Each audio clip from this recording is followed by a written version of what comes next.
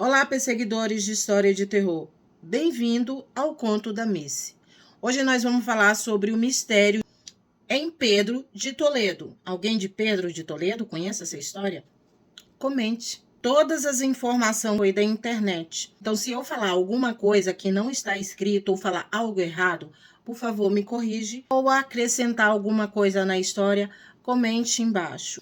Em uma cidade pacata no interior de São Paulo, em Pedro de Toledo, foi palco de um mistério aterrorizante. Um homem no qual foi encontrado com circunstâncias duvidosas e em condições que desafiam a ciência e as autoridades.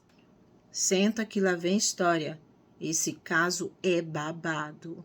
Esse caso aconteceu no sítio Vale Entardecer, em Pedro de Toledo, mais precisamente no interior de São Paulo. Pedro de Toledo é uma cidadezinha de pescadores e agricultores, cravada no interior de São Paulo.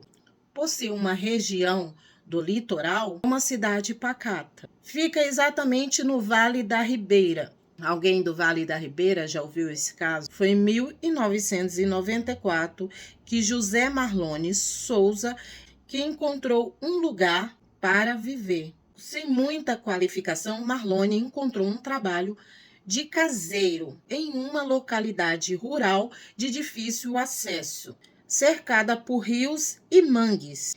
Local perfeito para se viver e envelhecer.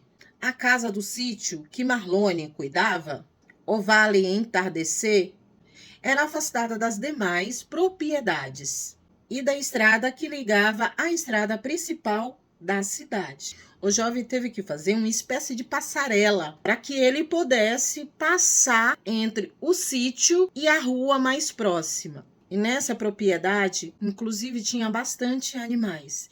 Eles cuidavam de vários tipos de bicho e de procriações, entre elas galinhas e bezerros, já que era um sítio. Foi para evitar assalto que o dono da terra construiu uma casinha e colocou um caseiro para tomar conta da propriedade. E acabou achando Marlone a primeira pessoa desesperada a morar num lugar como aquele, já que era de difícil acesso a tudo. Principalmente porque era difícil alguém também aceitar querer viver ali. Em uma tarde de fevereiro de 1994, após passar alguns dias, o dono do sítio resolveu visitar o Marlone, porque nos dias anteriores havia chovido muito. E como lá era um mangue e era um sítio de difícil acesso, o dono sempre, pelo menos 1 a 2 vezes por semana, ele passava no sítio para ver como é que estavam indo as coisas. E como tinha chovido muito, ele antecipou a ida dele no sítio para ver se Marlone precisava de alguma coisa. Ao chegar no sítio, ele chamou por Marlone, mas não obteve nenhum retorno. Ele achou estranho, porque geralmente, quando ele chegava no sítio, ele chamava, o Marlone vinha ao encontro dele. Mas dessa vez, o Marlone não veio. Ele atravessou o sítio com uma espécie de corda que eles colocaram para atravessar junto com a passarela. E ao percurso que ele estava chegando no sítio, dentro do sítio, ele notou algumas coisas estranhas. Quanto mais ele se aproximava da pequena casinha de barro, mais esquisito a situação ia se tornando. Já tinha aquela atmosfera de que tinha algo errado. Era um silêncio que não dava para explicar, que geralmente não tinha no sítio. Demorou muito para ele perceber que tinha algumas galinhas espalhadas pelo sítio.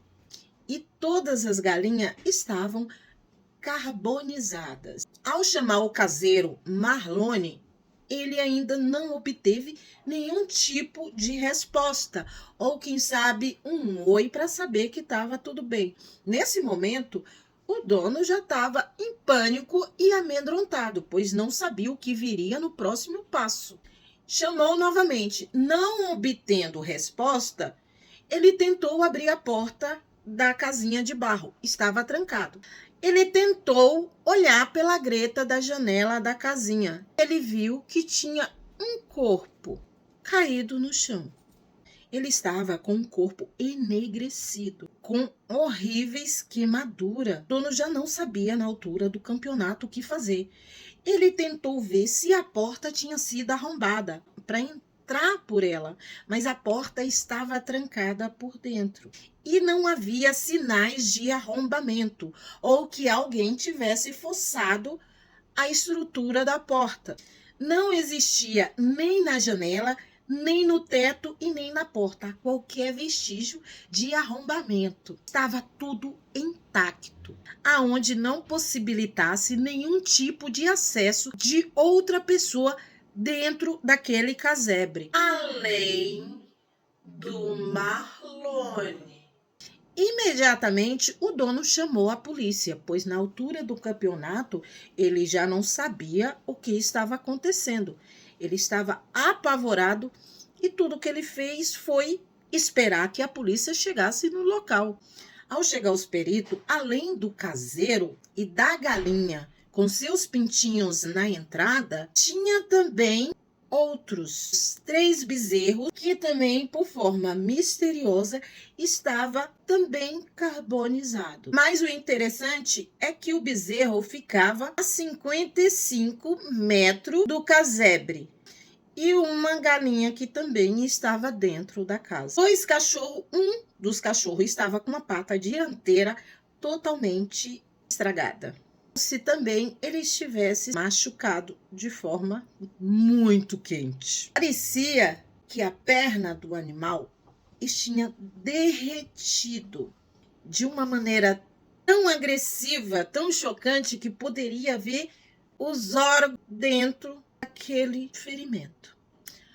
O dono tentou levar os animais até uma veterinária. Eles chegaram a ser cuidados, mas resistiu, de tanto que era grave a situação. Provavelmente o José Marlone também chegou a óbito justamente pelas queimaduras causadas, que eram graves, no qual o consumiu por completo. Toda a sua pele tinha derretido, deixando a mesma cristalizada, destruindo totalmente toda a cartilagem do nariz e a área ao redor da boca, e provocando uma espécie de mumificação instantânea de todo o seu corpo. Esquisito. Porém, a camiseta e seus shorts estavam intactos. Com toda aquela situação horrível, a roupa do homem não tinha uma espécie de queimado, como se nada tivesse atingido aquela roupa, mas era impossível, porque o corpo não dizia isso. E, para ter noção, nem a cores da roupa modificou, intacto. Havia também uma estranha marca branca em volta do José Marlone, contornando o corpo dele, e uma peculiar rasura triangular em seu tórax, no corpo da vítima. Estranhamente, seus cabelos também não tinham sido atingidos. Eles tinham apenas caído e estavam em volta do seu corpo, mas também não tinha nenhum vestígio que ele foi danificado. É como se ele tivesse soltado do casco da cabeça, entende? Mas também ali existia aquela massa, aquela sombra branca em volta do couro cabeludo. Afinal, era por toda a extensão do corpo, como se fosse uma água branca, um pó branco que estava em volta, como se fizesse uma marcação aonde ele estava deitado. Por lá de fora, os animais não tinham a mesma marca branca, porque, como eu disse durante a história, tinha chovido muito. Provavelmente a chuva lavou em volta dos animais, onde não pôde ver essa marca branca. Além de tudo, não exalava nenhum tipo de odor, já que não sabia exatamente quando aquilo aconteceu. Não tinha cheiro nenhum, nem mesmo de queimado. Geralmente a gente, quando queima alguma coisa, tem um cheiro de queimado. Mas ali não continha nenhum tipo de cheiro. Mas tinha um garrafão do lado de Marlone, no qual geralmente ele acostumava a todos os dias a descer no rio para pegar água para beber. E esse garrafão estava ao lado dele. Quando eles abriram esse garrafão, saiu um cheiro horroroso e podrificado de carne podre de dias. Era impossível aquela água ter apodrecido de um dia para o outro. Afinal de contas, era água, mas o cheiro parecia que tinha algo apodrecido dentro da água. Ui! E eles pensaram que talvez o que acabou fazendo mal a José tenha apodrecido ou modificado a água no qual esse garrafa ele colocava água. Supostamente poderia ser, mas ainda assim não explicava, já que o José já tinha dias que estava ali sem vida e não exalava nenhum tipo de cheiro, que geralmente, você sabe, qualquer coisa que já não tem vida tem um odor. Nem mesmo o cheiro de putrefação tinha, mas a água tinha. Alguns acharam que poderia ter sido um raio que atingiu. Por onde que veio esse raio? Eles acreditam que provavelmente o Malone foi atingido enquanto ainda estava por lá de fora. Só que não bate, porque Malone teria que andar 55 metros, entrar dentro de casa e ainda trancar a porta. Isso é impossível. Alguém que está atingido, da forma que o corpo dele estava, conseguir percorrer 55 metros e entrar para dentro de casa e trancar? Mesmo se ele fosse atingido dentro de casa, ainda assim pela janela não seria. Era impossível, não tinha vestígio. E nem pela porta, muito menos pelo telhado, porque não tinha nada quebrado. De qualquer maneira, pela hipótese de tivesse sido um raio, aquelas queimaduras de Marlone não condiz com pessoas que tinham sido atingidas pelo um raio. Era totalmente diferente. Para chegar àquele nível pelo raio, o raio deveria conter um certo tempo em cima do Marlone, para ele chegar a ficar na situação que ficou. Procura para você ver na internet. Se eu fosse vocês, é melhor não procurar para não ficar, traumatizado. No fim, os peritos, eles não soube explicar ou determinar a causa. Então, eles colocou como causa indeterminada. Alguns pesquisadores também cogituam combustão espontânea ou combustão humana. Só que a combustão humana, ela também teria que deteriorar as roupas que estavam no corpo, porque ele teria que virar cinzas. Mas, mesmo assim, não explicaria porque os animais do sítio também foi atingido. Ou poderia acontecer como se fosse um fecho de micro-ondas muito grande que atravessasse o Marlone. Mas o que seria para fazer isso? Porque os efeitos do micro-ondas, ele praticamente só deteriora organismo vivo. Mas o que seria isso que atravessaria uma parede apenas para atingir o Marlone sem queimar nada, só o Marlone? Mas também não explicaria o porquê do apodrecimento da garrafa d'água no qual estava ao lado do corpo dele. Porque as ondas não apodreceria a água, deixando a água cheiro de putrefação tão grande, tão horroroso.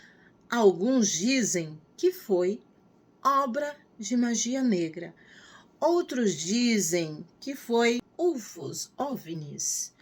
Outros dizem que pode ter sido raio, mas até hoje é um mistério. Depois, alguns pesquisadores tentou exumar o corpo de Malone. E acredita, o corpo dele não estava lá. O certidão de óbito de Marlone nunca constatou para onde levou. E outra coisa, ninguém realmente sabe como ou que atingiu Marlone. E ainda assim, tem pessoas que falam sobre avistamento de OVNIs. Outro fala que Marlone tinha sérios problemas e que alguém teria prometido de acabar com a vida dele. Seria uma espécie de magia que iria aniquilar com ele, mas ainda assim não explica por que os animais pagariam por isso. Se fosse também o OVNI, ninguém também poderia entender por que atingiria os animais. E se fosse uma combustão humana, também não explica por que atingiria os animais. E se fosse um raio, uma pessoa naquele estado, o raio teria que ter alguns tempo para ele chegar nas condições que ele chegou. E ainda assim ele não conseguiria andar 55 metros, entrar dentro de casa e ainda trancar a porta. É um mistério esse caso a ser desvendado. Mas até hoje tem pessoas que falam que vê luzes ainda nesse local e que animais geralmente em algumas noites costumam ficar meio que alvoroçados, fica muito nervosos e fica esse mistério sobre o caso de Pedro de Toledo. O que aconteceu lá? Se eles sabem, eles não vão falar. E se foi uma coisa sobrenatural, foi uma coisa bem maléfica, mas ainda assim tem muito mais histórias misteriosas em Pedro de Toledo. Você conhece esse caso? Compartilha, curte para mais casos. Bem-vindo ao Conto da Miss. Comente aí, gente. Ajuda para me fazer mais vídeos.